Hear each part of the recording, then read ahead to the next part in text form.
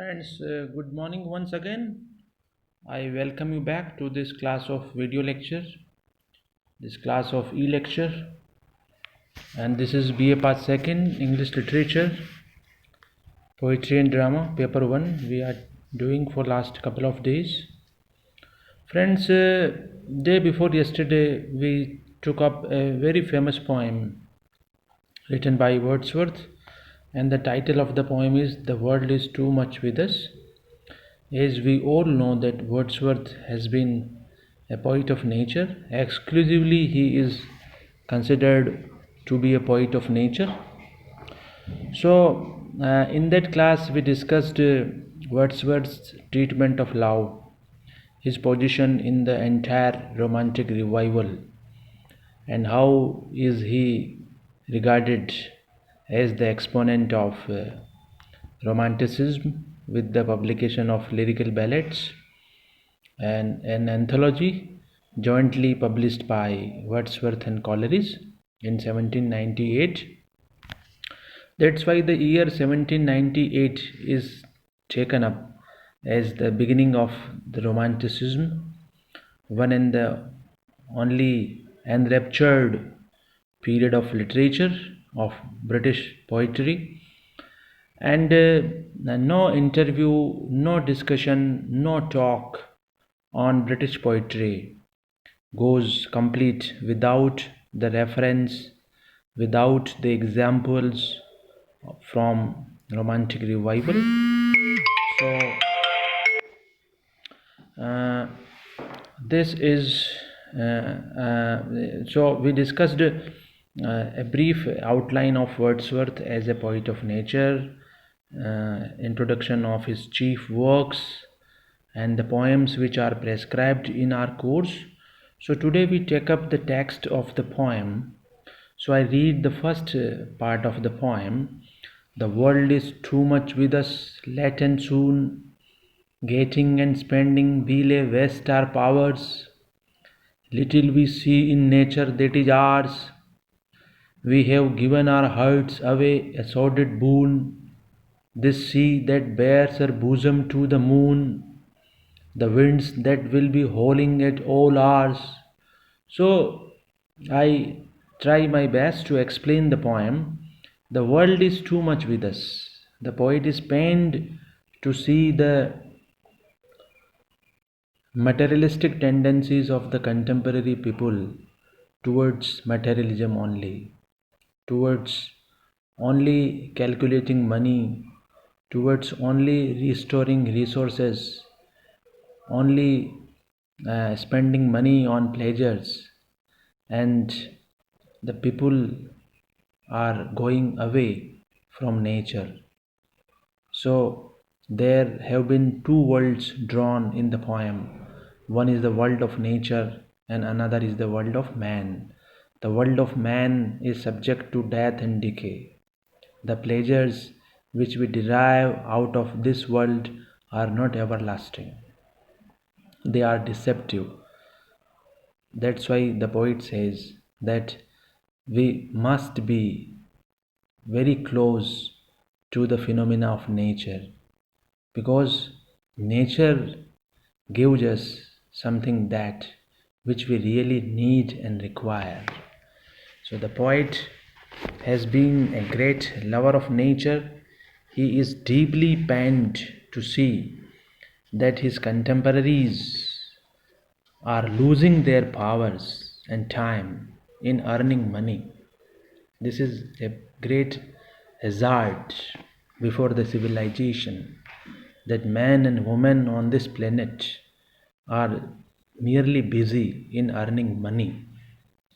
And when this habit crosses the limit, then it takes the shape of greed and envy, it takes the shape of crime, and finally man becomes barbar and savage, and he forgets all the universal values which uplift his status from that of man to saint, from that of animal to man and man to saint.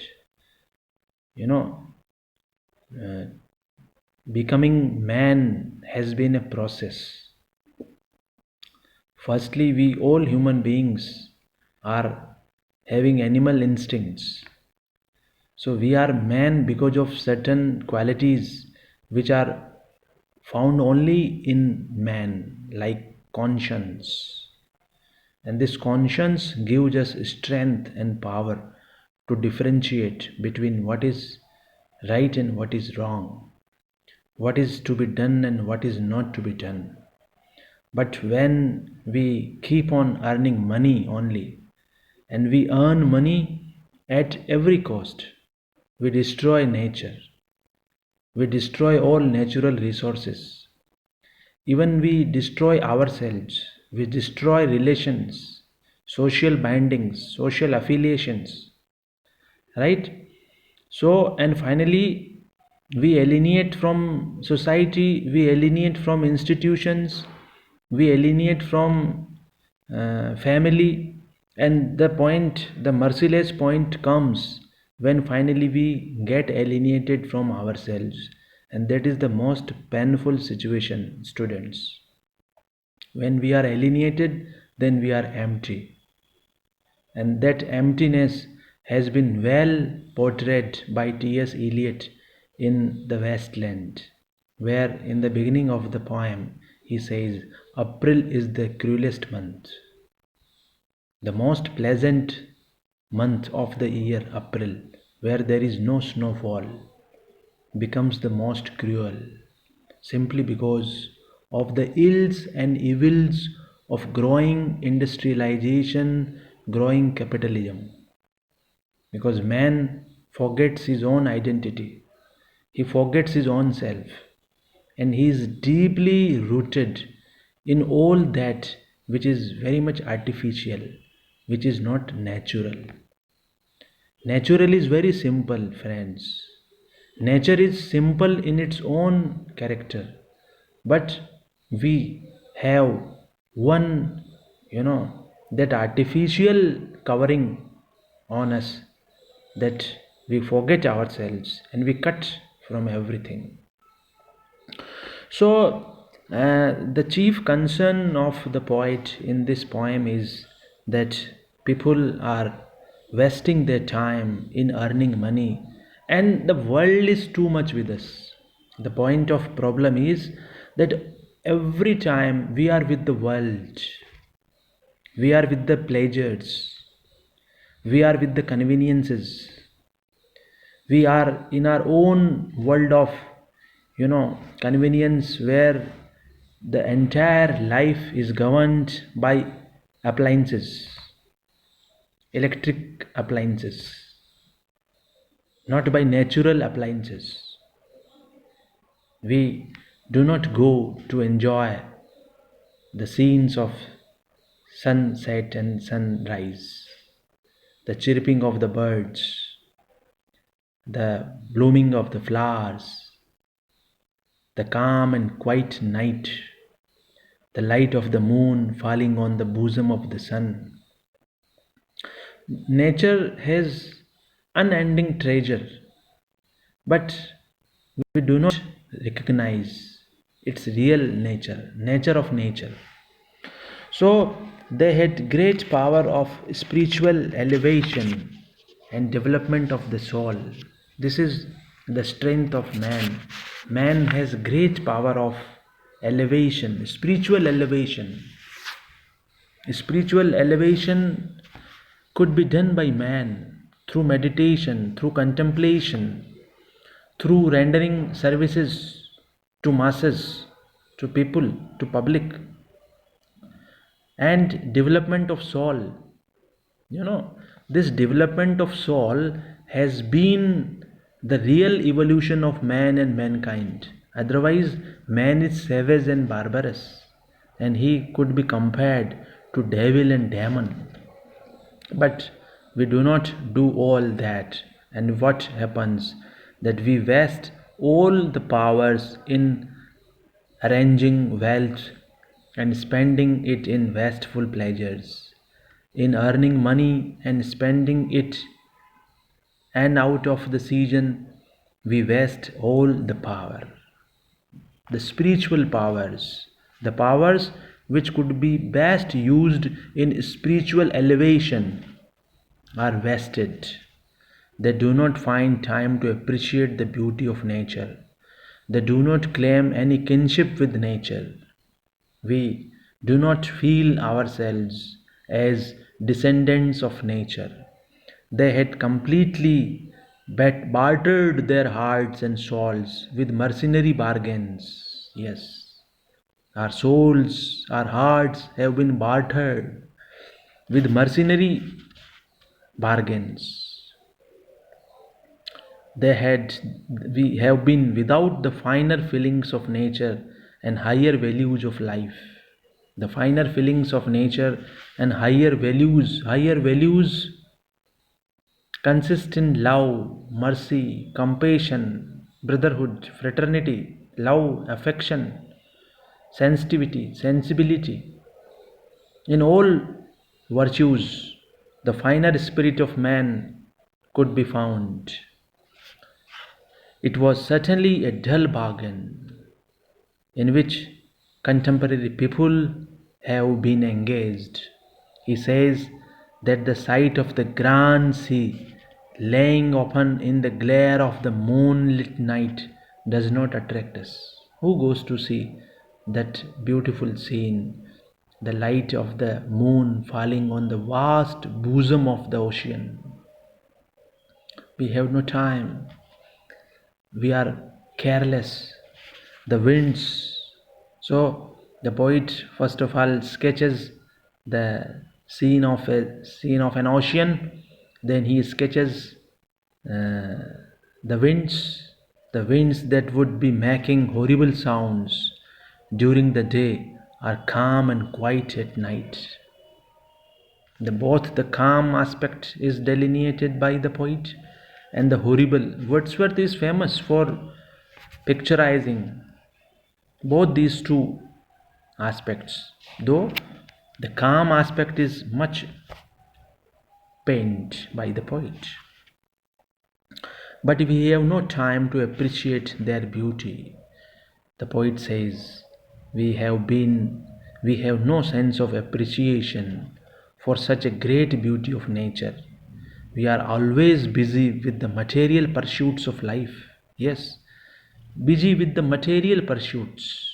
The intellectual, the spiritual pursuits of life are forgotten, right? And we forget them at the cost of what the poet has said. Nature's beauty doesn't move us, it doesn't inspire us. This is the problem of the poet, that the beauty of nature doesn't move us. We are not governed by nature, we are not driven by nature, we are not steered by the beauty of nature. In fact, we have forgotten that we are the true descendants of nature, but we take it only as granted and we keep on destroying nature for the sake of materialistic pleasures. We devour jungles, we devour forests, we devour rivers, we devour mountains. We have been devouring all such natural artifacts. And the point is, when nature uh, becomes horrible, then man is only a puppet. He is only a puppet in the hand of nature, and then he is quite helpless and hopeless and desperate. All his power becomes powerless. So, uh, the poet in the next part of the poem says that the poet wants to run away from this materialistic tendencies of time, and what he wants to do, that he wants to uh, acquire, he says, great God, I would rather be a pagan suckled in a creed out one. He wants to follow paganism, which is a creed now outdated, because in paganism the followers only believe in nature as god. So, in that creed, love for nature and worship of the gods and goddesses found in nature formed the principal part of religion. The poet hoped that as a pagan he would have the opportunity of studying near the meadows and enjoy himself in nature.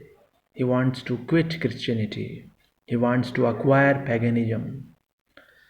The sight would make him feel less lonely. The poet feels lonely in this crowded world. This is the paradox, friends.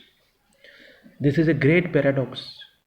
The poet is lonely in the crowd because he doesn't enjoy, he cannot enjoy what other people have been enjoying with a different mindset and mentality.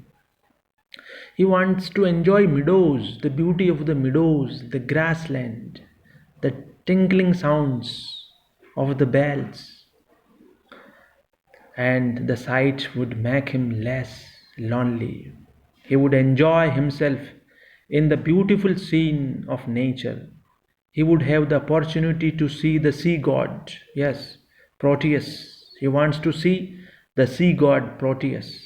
He would also have the privilege of hearing the sound of the conch shell blown by Triton, an attendant on the sea god Neptune. These two examples have been drawn in the poem, and the question comes in examination of these two gods, of these two mythological references which are there in the poem.